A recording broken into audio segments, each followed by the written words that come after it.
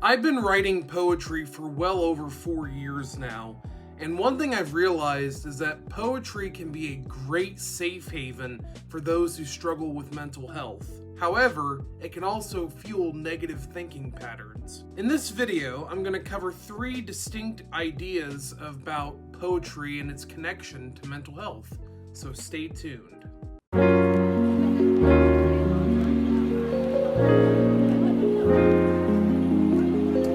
Eat your heart out, Van Gogh. I'll hold no grudge from the past, because you know if you ruin your chance at having my presence once again, I'll flee in a dash.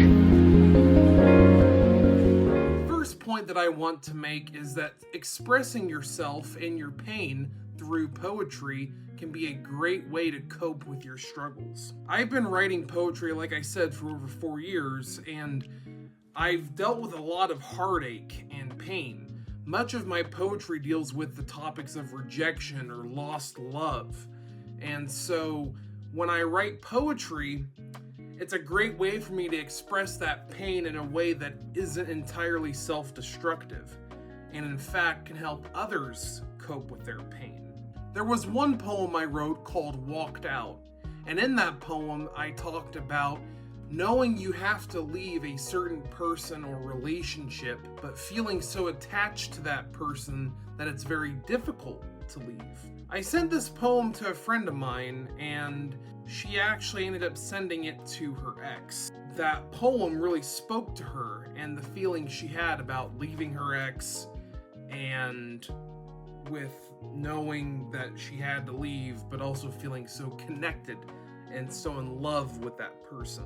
One disclaimer I must make about this point is that poetry alone will not prevent you from going down self-destructive rabbit holes. I mean, I don't have to mention people like Charles Bukowski or Lord Byron or Edgar Allan Poe, who expressed a lot of their pain in their writing, but still continued to self-destruct.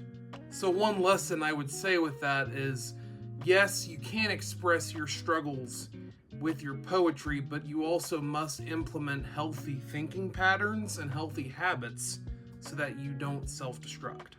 The second point that I'd like to make is that poetry can be a great source for self-discovery and discovering the roots of your issues.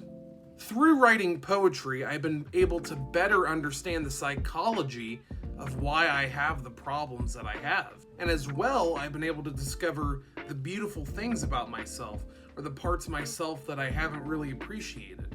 For an example of the negative parts of myself I've been able to discover through my poetry, let's look at my poem Amelia. Now, in Amelia, I write about how I can develop a very serious and rapid infatuation with someone, but then rapidly that infatuation will burn out. And when I wrote this poem, those were the kind of feelings I was going for. But as I read this poem several times at poetry open mics in my area, I discovered that that's a real issue that I struggle with, is rapidly falling in love with someone, but then rapidly closing them out. And thanks to that, I've been able to help improve myself and my ability to healthily love. For an example of some of the good things I've discovered about myself, let's look at my poem Emboldened. Now, in Emboldened, I write about how I had a serious rejection from someone I was in love with, but that rejection didn't really crush me. Oh, sure, I felt the serious pain, but I was able to keep going, and in fact, I felt, emboldened to keep on my path and to keep being the man that I am, and to fight harder for a better life. I feel that if you're a writer, or even if you're a writer that doesn't write poetry, that through your writing, you can really discover who you are. And I feel that a lot of writers, even though they write from their experiences or what they've gone through, they don't take time in their head to really process that experience. They do it just enough for their work, but they don't go beyond their work, and they don't use it to grow themselves. Again, let's go back to the examples. Charles Bukowski, Edgar Allan Poe, or Lord Byron. They wrote from their experiences. They wrote about the heartaches they had, but they didn't let it go beyond just the work, and they didn't use it to improve their life, and they were very self-destructive. So again, I would say to you, if you're a writer, or even if you're just an artist, if you're a musician or a visual artist, the thing I would tell you is, don't just try to understand your experiences for the work itself, but try to understand it so that you can heal yourself and so that you can be in a better place. Let's take a quick pause in the video. I want to say, if you're enjoying it so far, then please give it a like and share it with your loved ones. As well, if you want to see more of my poetry, the links are in the description box down below to my poetry books. The first one is From the Mountain, and the second one is The Vicious Rose. Both of them are available on Amazon for paperback and Kindle. And I also want to ask you a question. Which poet or songwriter has really inspired you with your mental health? For me, I would say I was very inspired by Morrissey, and well, also Johnny Marr from the Smiths. That songwriting duo, it heavily inspired me with my mental health because there's a lot of talk about rejection and lost love, and that helped me to cope and to feel connected, and it helped me to understand that I'm not alone in those heartaches and pain. Now back to the video. The third and final piece that I want to talk about is that poetry without change is not enough.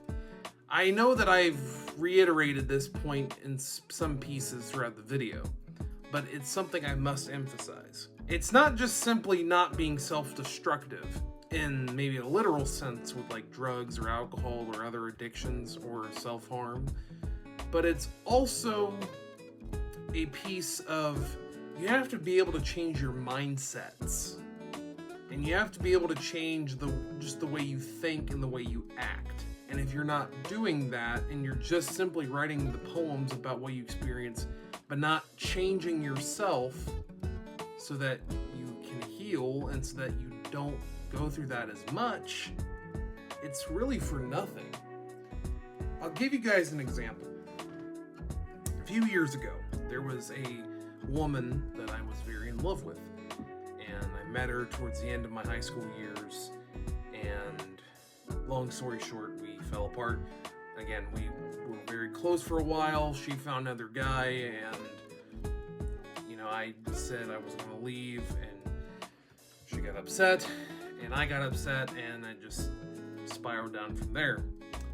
And the thing I want to tell you all is, I wrote a lot of poems about that heartache, and I wrote basically my first 2 poetry books were inspired a lot by that pain. But at the same time, it's still, the hatred still dwelled within me. I was so angry and so hurt still. And I wrote a lot of poems about it, but it still persisted. And why did I change? Why was I no longer upset or angry? It's simply because, well, I forgave her. I had to take intentional steps to change my mindset as far as showing more empathy, trying to grow and mature and better understand why she was upset that I left. And I had to understand that I had to have empathy. And I couldn't have a bruised ego. And through that, I was able to grow, and I was able to forgive her and let go of my resentment. So it's not just as simple as not literally self-destructing. It's also about just healing and taking steps away from the poetry to heal from the heartache you face, and also so that you can grow as a human being. Thank you so much for watching today's video. I hope it was of some good use to you. If you want to support me in other ways, then you can gladly donate to my PayPal or buy me a coffee, and that will help me with making more content. As well, if you want to stay up to date with the show, you can find my Instagram, my Twitter, my Facebook, and my website in my description box down below, or you can just go to my Linktree. And please, if you have any suggestions for future episodes, leave those in the comments down below. This is Seth the Mountain, and I hope you have a good rest of your day. Goodbye.